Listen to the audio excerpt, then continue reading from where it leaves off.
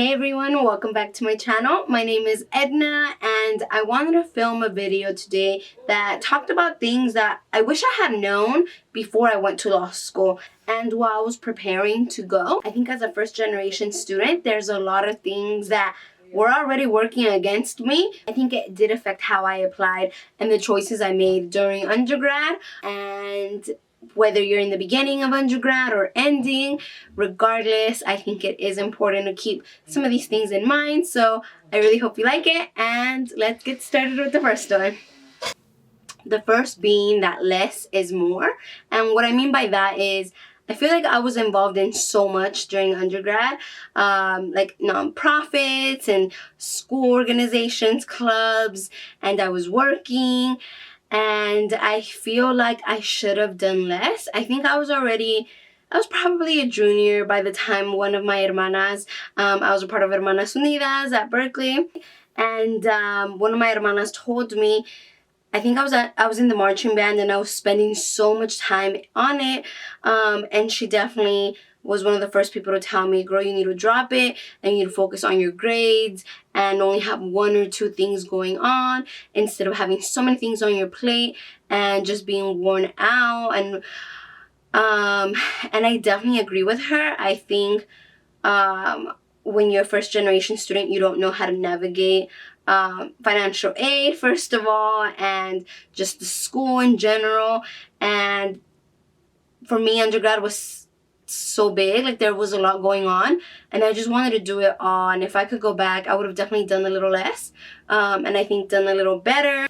The second thing that I wish I had known was the way pass no pass classes are treated. For me, during undergrad, we had the opportunity to change one or two of our classes a year, I think, to a P or an NP, and that way our GPA wouldn't be affected. But honestly, I think if we had taken it for a letter grade, it could have been replaced. What I didn't know is that these pass no pass classes will count as a C or as an F depending on what you end up getting. And for me, I took Latin, which I didn't even have to take. I took it for fun. I was like, this looks interesting, let me take it.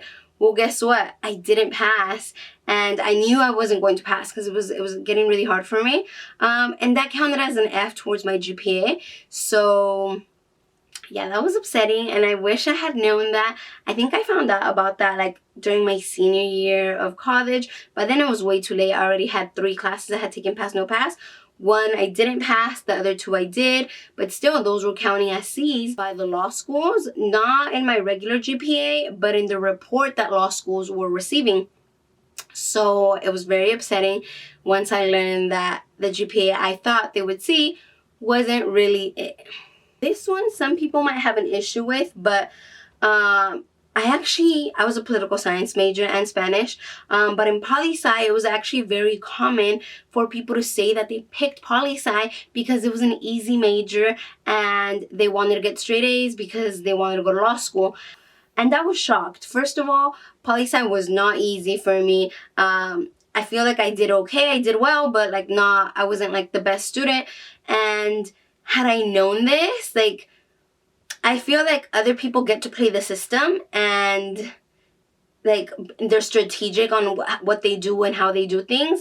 And I feel like I didn't know any better because for law school, I could have majored in anything. And honestly, like for my Spanish classes, I almost had straight A's. Maybe I could have just been a Spanish major.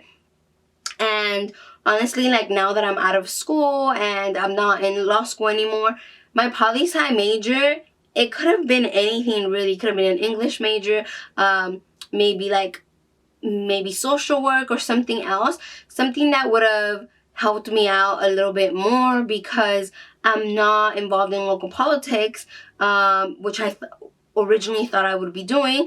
And now I want to work with nonprofits and schools, and I think my Spanish major is helping me out a little bit more because I'm bilingual, and right now they just want work experience and the bachelor's, but I honestly think my bachelor's could have been anything. And for law school, it really can be anything. So I think be strategic, see what you're interested in, and not to say that any major is easy, but if you know you're good at something and you're really interested in something, go for it. Pick that major. Another thing I wish I had known was that law school is incredibly isolating, and I wish I had been aware of that.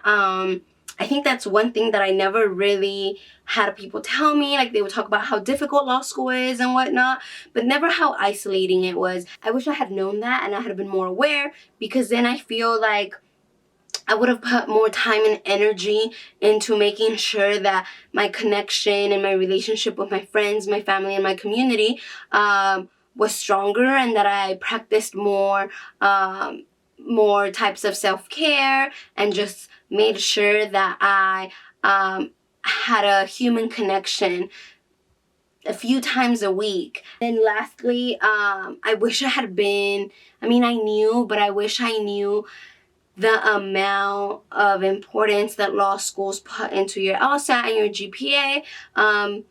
Like I said, I really thought that being a well-rounded student would be, you know, one of the most important factors, and not really, unless it's like a top-tier school who can afford to allow in a few students with like maybe a little bit of a lower GPA.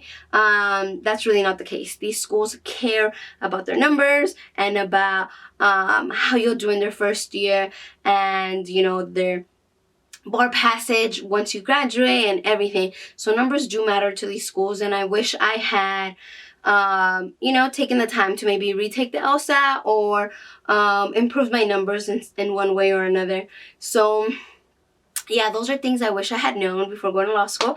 I hope it was helpful. I did want to remind you guys, there's a giveaway going on right now. I've partnered up with LSAT Unplugged, and there's still about a week left on our giveaway.